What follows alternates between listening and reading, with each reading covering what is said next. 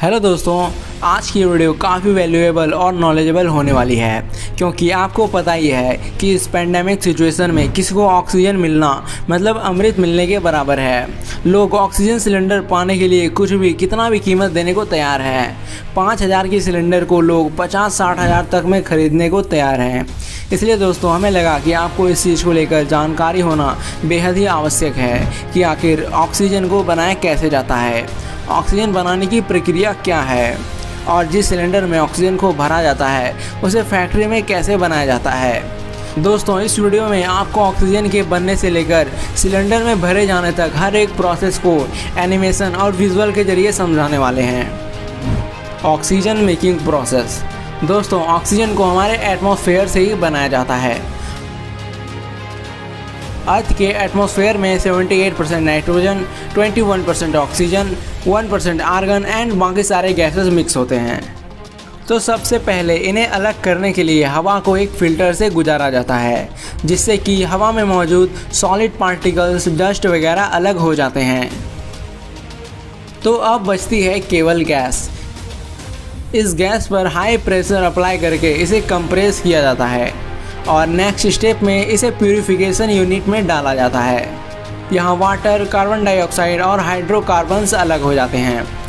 तो अब जो मिक्स गैसेस बचती है उसे लिक्विड फॉर्म में कन्वर्ट करने के लिए उसे -173 डिग्री सेल्सियस वाले कोल्ड बॉक्स में डाला जाता है जहाँ वो लिक्विड में बदल जाता है। तो अब फाइनल स्टेप होता है सेपरेशन का, जिसके लिए इस लिक्विड फॉर्म को इस टैंक में डाला जाता है। आपको पता होगा कि सभी गैसेस की डेंसिटी डिफरेंट होती है जिससे कि ये टैंक के अंदर बने अलग अलग चैम्बर में जमा हो जाती है। ऑक्सीजन की डेंसिटी ज़्यादा होने के कारण ये नीचे वाले चैम्बर में जमा हो जाती है और इसके ऊपर आर्गन और सबसे टॉप पर नाइट्रोजन जमा हो जाती है। इसी प्रकार सभी गैसेस को अलग कर लिया जाता है जो कि लिक्विड फॉर्म में होती है। तो फाइनली हमें डिस्टिल्ड ऑक्सीजन प्राप्त हो चुका है। तो अब बारी आती है इसे सिलेंडर में भरने की। तो चलिए ये भी जान लेते हैं कि ऑक्सीजन सिलेंडर किस तरह से बनाई जाती है। Cylinder making process. दोस्तों इसे बनाने के लिए सबसे पहले फैक्ट्रियों में लोहे के पाइप को मंगा लिया जाता है और फिर इन पाइप्स को कटर के जरिए सिलेंडर की लंबाई में काट लिया जाता है।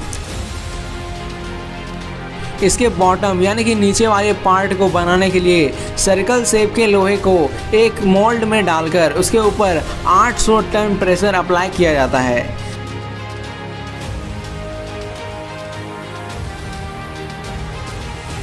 जिससे वो सिलेंडर के बॉटम का शेप ले लेता है।